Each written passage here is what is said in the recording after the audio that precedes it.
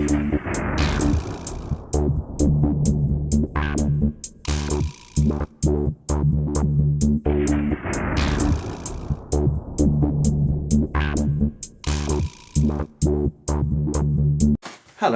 it's System Overview time. PSP Go.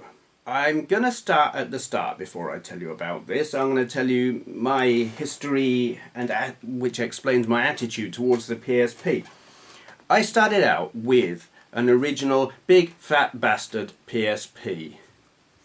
Got this when they were fairly new. Initially loved it, but then found the games didn't really suit the way I use a portable, handheld, whatever. They were too big, too much depth, took too much time. I kind of like a quick go at something because I use a handheld, say when I'm on the bus or on the train, not so much these days since I drive now, in a waiting room, something like that. I want something quick. And so, well, Game Boy Advance games turned out to suit me a lot better. But anyway, because I found that PSP games weren't really working for me with it being a handheld, and if I was at home, well, I'd just use my PS3. The only time I was using it was, say, on holiday in a hotel room, say the weather was bad. So I hacked it. I put on, well, initially I used the exploit, the Grand Theft Auto exploit by Fangita, and then I put on the custom firmware by Dark Alex, which was great because I ran loads of emulators on it. Emulators are fun. They give you lots of games on other systems where you can have a quick play, and that suited me. But there were still two problems. One was you had to keep updating your firmware. If new PSP games came out that you wanted to play, the custom firmware was always lagging behind, and if that new game needed the latest firmware, you kind of had to wait. And then there was the stress of updating it, because flashing your firmware is a bit risky. There was always the fear of, am I going to brick it?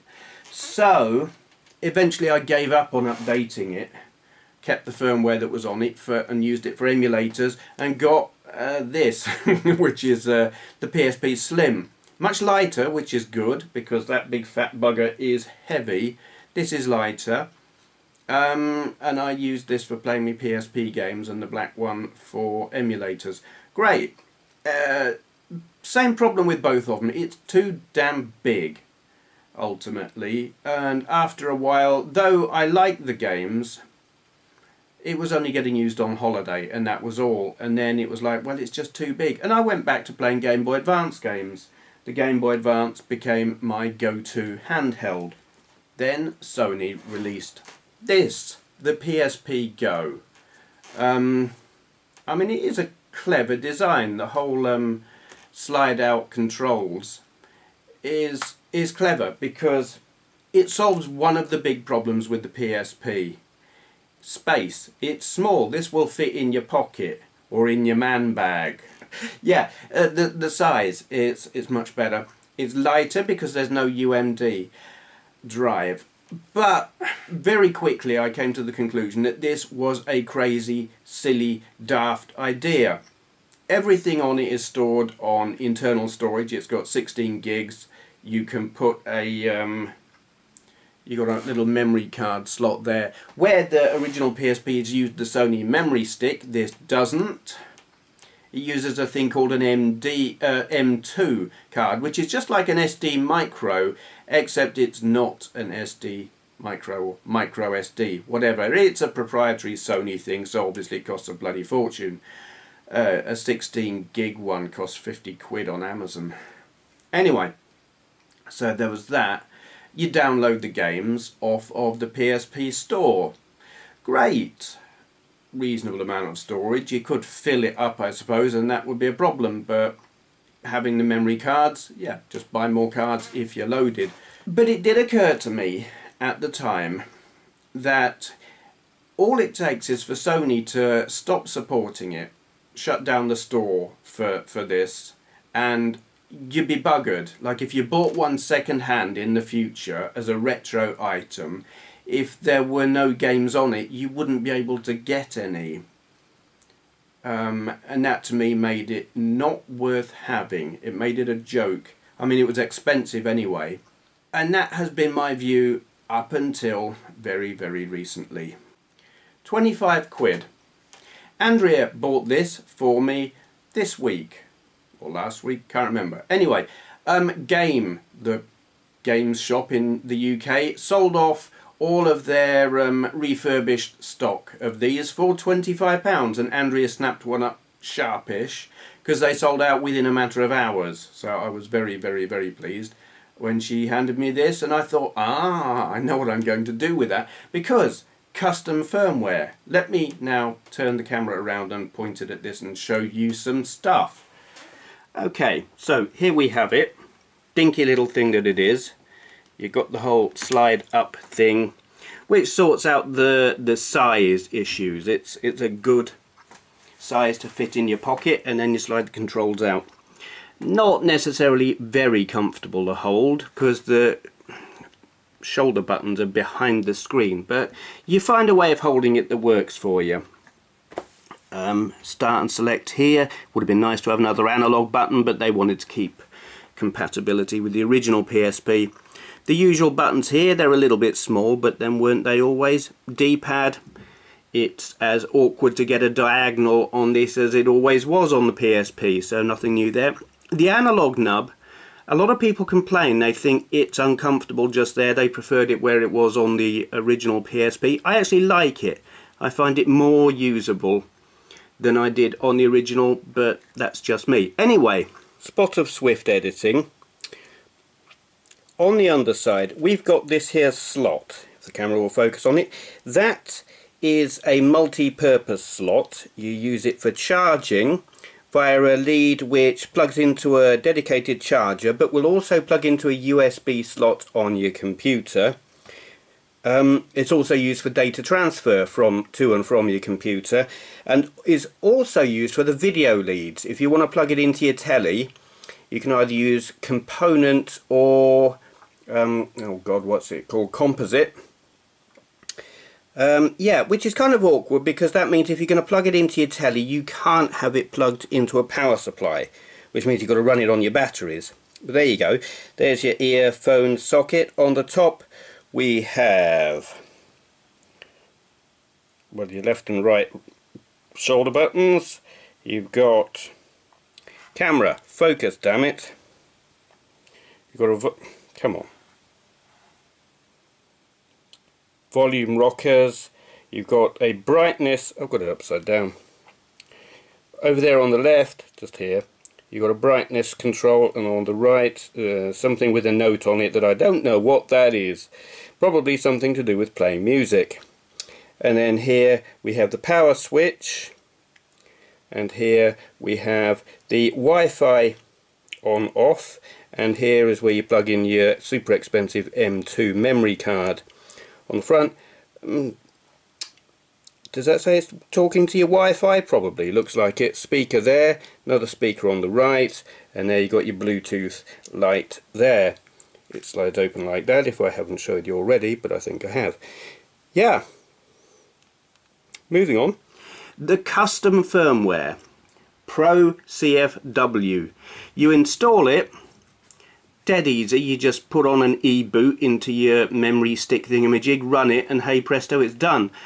And it gives you a thing. When you boot this from cold, this is the clever thing, because previous firmwares, you installed it, and then every time you booted your PSP up from cold, you were straight away running the custom firmware, which pretty much meant you couldn't go on the PlayStation Store or anything like that. They would detect you using hacked firmware, blah blah blah. They didn't like that. This, you boot up and you're into the standard firmware, and you can do all your nice online stuff, no problem whatsoever. And then to run the custom firmware, you have an icon here, fast recovery. You just run that, takes about 10 seconds, the system reboots, and hey presto, you're in custom firmware, and you can run all of your standard PSP games.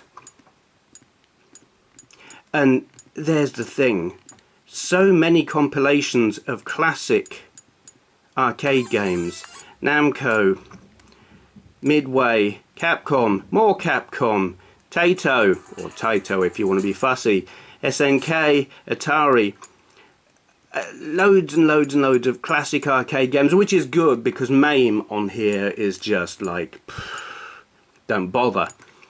PS1 games, and then your PS Mini things as well, which are quite cool.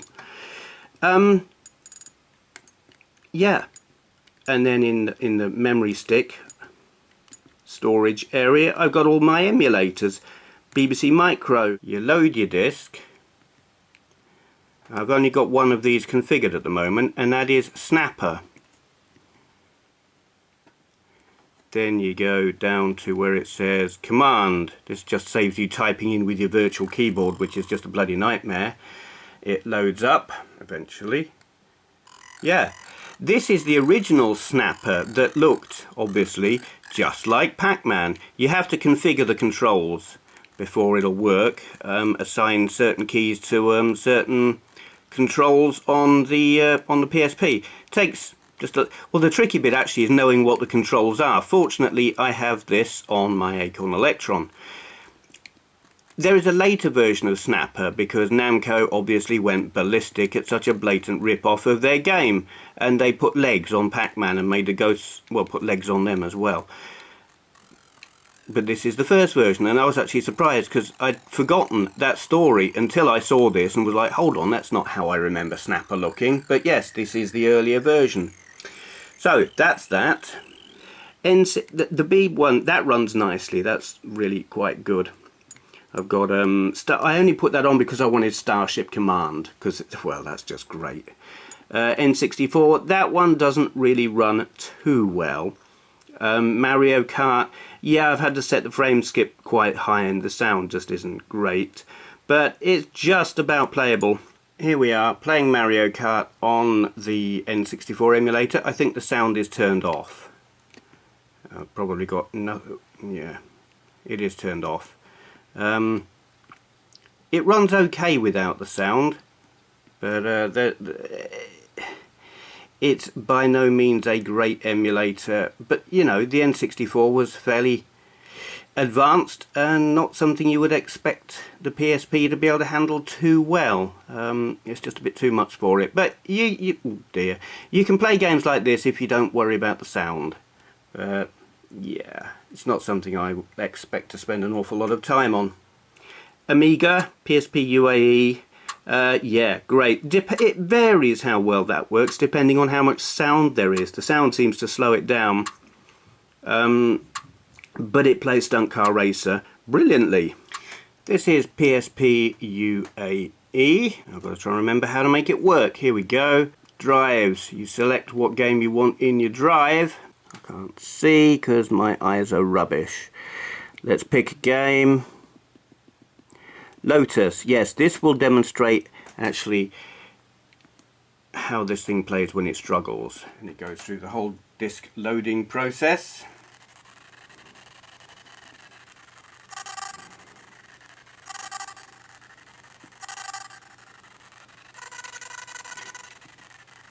Alright, can't remember what the controls are.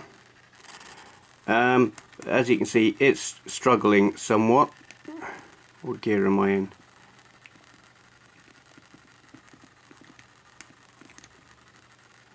Yeah, I've got manual gears and I didn't want that. I wanted auto, but I screwed it up. Yeah, the frame rate, you do have to do some tinkering to get it to do much at all. But it would be playable. You just have to ignore that the sound is really quite ropey. That's not bad, but it can do much, much better. It struggles with this game. Let's have a look at a different one.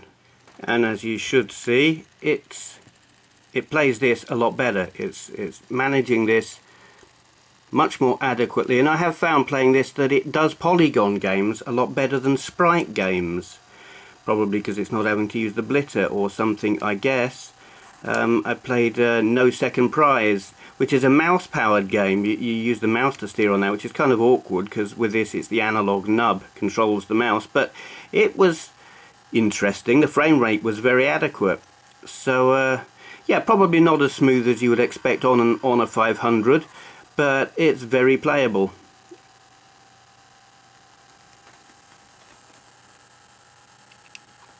Anyway, I won't look at, oh dear. Nah.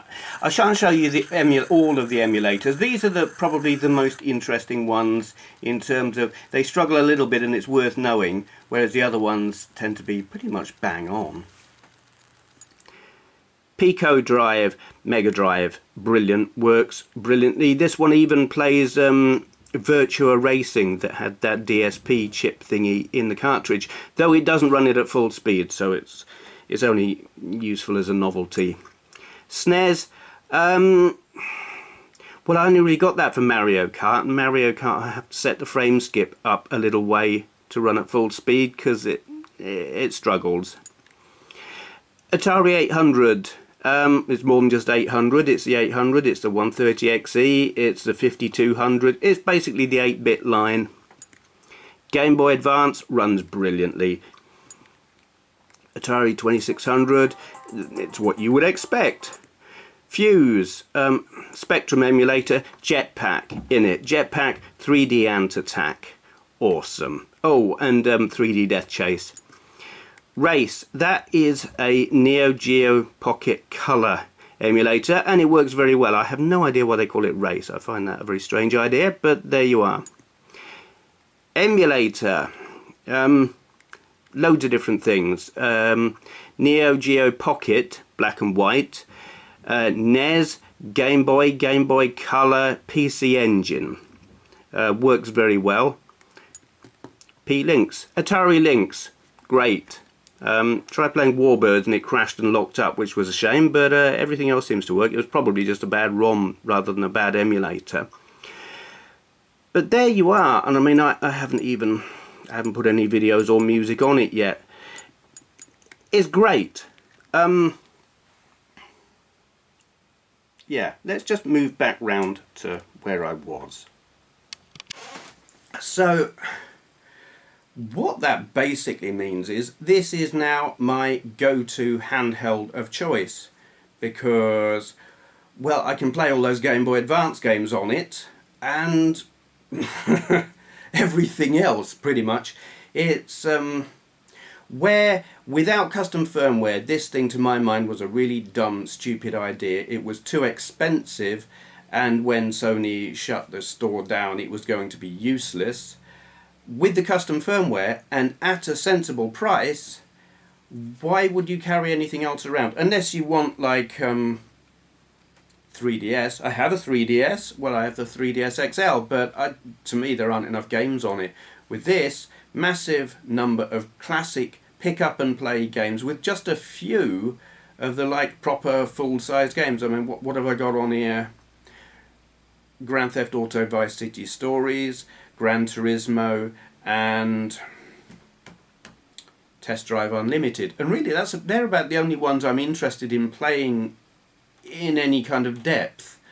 The rest, I just want pick up and play arcade games and little 8-bit things that I can play for 10 minutes. And it's got pretty much everything you could want just through custom firmware without limiting yourself.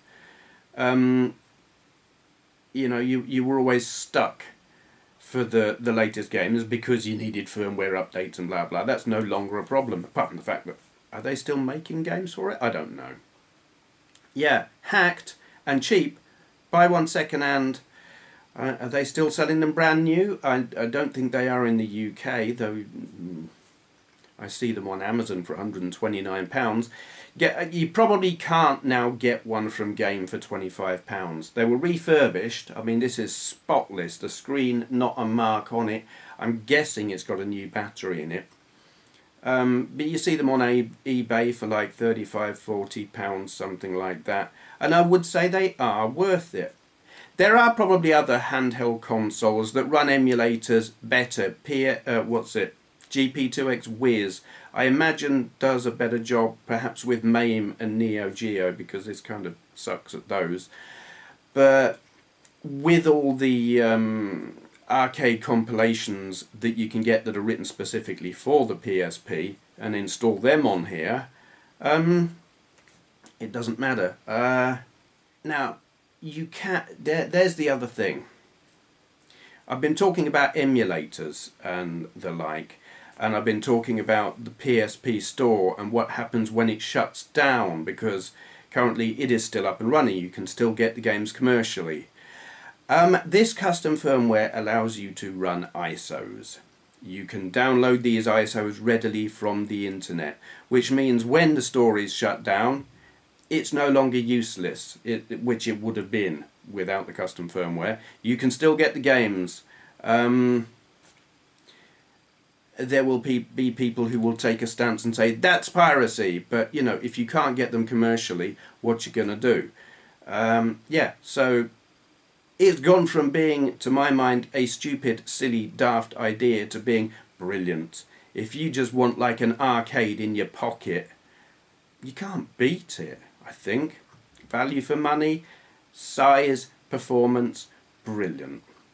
And if you wanted to know the specs, go look on Wikipedia, because I can't be bothered to look them up because I just don't care. It's great. They're worth it. Just put on the custom firmware. Just Google PSP Go custom firmware and you will find many links, and the one you want is Pro Cfw. Brilliant. There you go. Thank you for watching. If you enjoyed this video, please consider clicking the thumbs up button. I upload videos daily, so go ahead and hit subscribe if you'd like to see more. To all those who've already subscribed, I'd just like to say a great big thank you.